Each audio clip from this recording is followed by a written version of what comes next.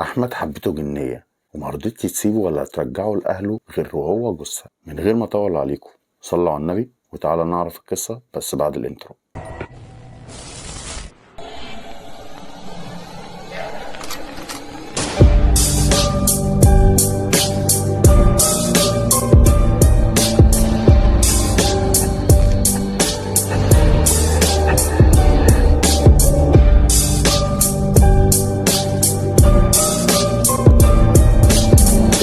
الحكاية بدأت في 25 يناير سنة 2012 لما خرج أحمد اللي كان عمره ساعتها 16 سنة. وأحمد كان متعود دايما يخرج يلعب بالعجلة أو يلعب كورة من بعد العصر لحد ما الدنيا تضلم ويرجع تاني البيت. وفي يوم من الأيام خرج أحمد يلعب بالعجلة زي ما متعود كل يوم، بس اليوم ده مرجعش البيت قبل ما الدنيا تضلم زي برضه ما متعود زي كل يوم. ساعة واتنين ولسه أحمد مرجعش البيت واهله اتصل بيه بس كان تليفونه مقفول. وطبعا اول ما اهله لقوا تليفونه مقفول قلقوا وخافوا احسن يكون جرى له حاجه. والساعه دخلت على 10 بالليل ولسه مرجعش واهله مش متعودين انه يتاخر بالشكل ده.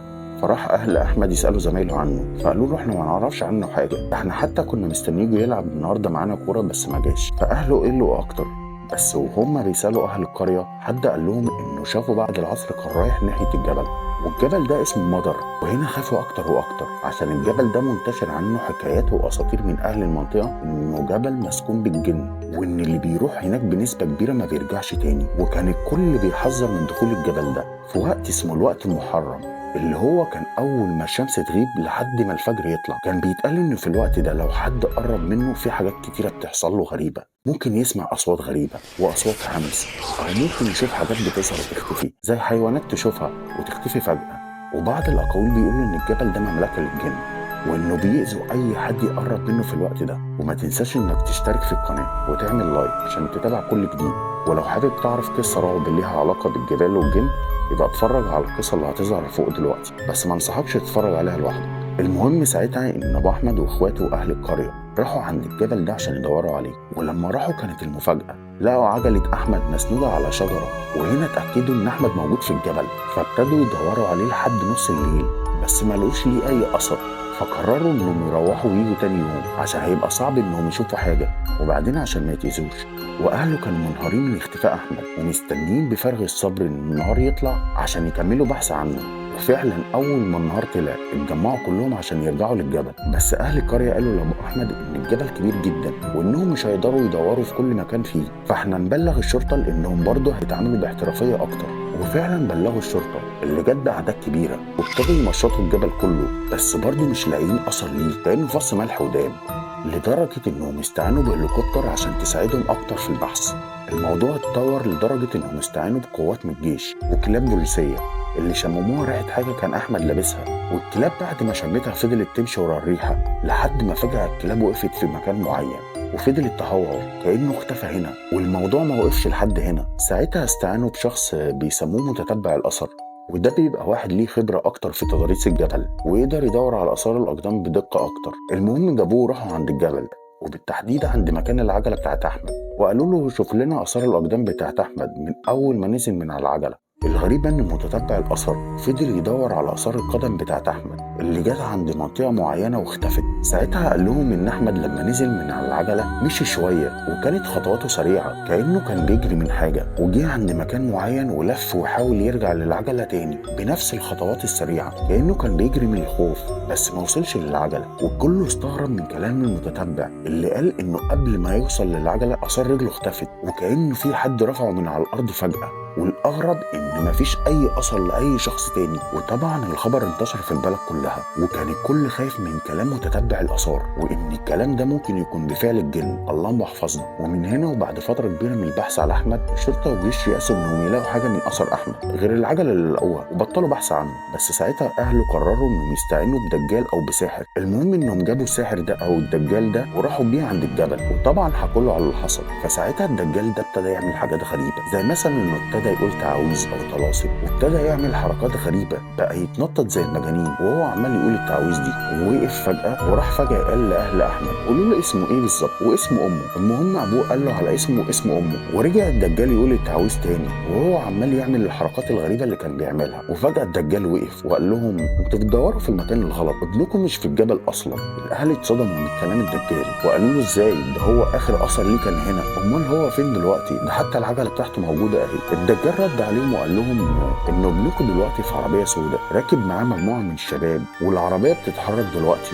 المهم ان ابو احمد بلغ الشرطه في ساعتها وادالهم مواصفات العربيه ومكان العربيه اللي الدجال قال لهم عليه، وفعلا الشرطه اتحركت في ساعتها وراحت للمكان اللي ابوه قال لهم عليه، وفعلا لقوا العربيه بنفس المواصفات وكان موجود فيها مجموعه من الشباب. فسالتهم الشرطه هو مين فيكم اسمه احمد العمري؟ وفعلا رد عليهم واحد وقال لهم انا. الشرطه فرحت انهم لقوه فسالوه هو انت من قريه العيون صح؟ الشاب قال لهم لا. الشرطه استغربت وشكت ان ممكن اللي معاه كانوا خاطفينه او مشربينه حاجه او بيهددوه انه يقول حاجه، وهنا اتحفظوا عليه واتصلوا باهله عشان يجوا يتعرفوا عليه. بس المفاجاه ان الاهل لما جم اكتشفوا انه مش هو، وده معناه ان الدجال لما سالهم على اسمه واسم الام انه حضر حد من الجن اللهم احفظنا وطلب منه انه يساعده. فالجن جاب واحد بنفس مواصفات الاب والام ولكن ما طلعش هو. المهم الاهل ما وقفوش لحد كده، بالعكس كل واحد في العيله كان يعرف حد في المجال ده كان بيكلمه يمكن يقدر يساعدهم انه يوصل لاحمد. وفعلا جابوا الدجال تاني وراح معاهم عند الجبل مكان ما اختفى احمد، وقال لهم انه في المكان الفلاني ويروحوا ما يلاقوهوش. واكتر من دجال جه وكل واحد كان بيقول نفس الكلام ويروحوا ما يلاقوهوش برضه، لحد ما جابوا دجال تاني بس المره دي قال لهم ان احمد مات. والغريب انه قال لهم ان احمد اتقتل وان اللي قتله ده اخوه. قال لهم كمان انه قتله ورمى جثته في بلاعه الصرف. طبعا الشرطه سمعت بالكلام ده وقبضت على اخو احمد وبداوا يحققوا معاه، وقال لهم طبعا مستحيل ان اعمل حاجه زي كده. وراحوا مكان بلاعه الصرف اللي الدجال قال لابوه على مكانها، والشرطه دورت فيها ما لقتش اي اثر لجثه احمد ولا اي حاجه تدل اصلا ان الموضوع ده حصل. فطبعا بعد التحقيقات طلعوا اخو احمد عشان ما كانش فيه حاجه تدينه وانه فعلا ممكن يكون قتل احمد. وطبعا كل ده اهل احمد لسه ما يقيسوش انهم ممكن يلاقوه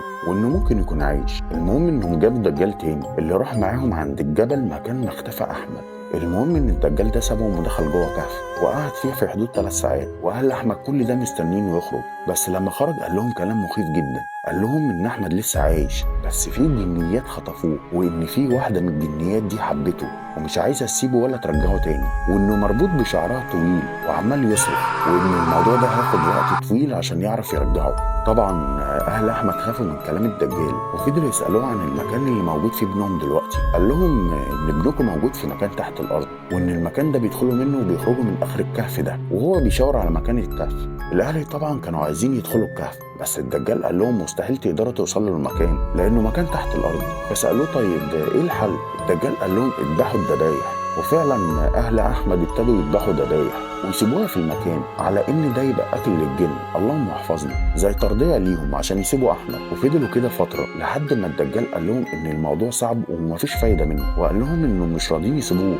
وزي ما قلت لكم ان واحده من الجن حبته ومش عايزه تسيبه. وعدى كام شهر على الموضوع ده وهم كل يوم يروحوا الجبل على امل انهم يروحوا يوم يلاقوا احمد، لحد ما يئسوا واعتبروا ان احمد مات وصلوا عليه صلاه الغائب. وعدت ايام وبالتحديد بعد 4 شهور من حادثه اختفاء احمد، وحصل عاصفه شديده جدا في القريه اللي هم فيها اللي هي اسمها قريه العيون. ومن قوه العاصفه الشجر بقى يتقلع من مكانه واماكن كتيره اتضررت بما فيهم الجبل اللي اختفى فيه احمد. بيقولوا انه حصل زي تشققات في الجبل او بمعنى اصح اتقسم نصين، والعاصفه اللي حصلت دي سبحان الله هي اللي كشفت مكان احمد. بعد كام يوم من العاصفه دي يقال بلسان اخو احمد ان كان في شخص معدي من الجبل وغالبا كان نحال كان بيدور على خليه نحل يطلع منها عسل، وده طبعا كان معدي صدفه وانه ما كانش من القريه ولا يعرف حاجه عن الاساطير اللي بتتقال عن الجبل. حسب ما سمعنا انه احد المواطنين اللي اكتشف ذلك بسبب انه كان ذاهب الجبل يعني الله اعلم يعني اي شيء يعني يبحث عن العسل او اي حاجه يعني موجوده هنا.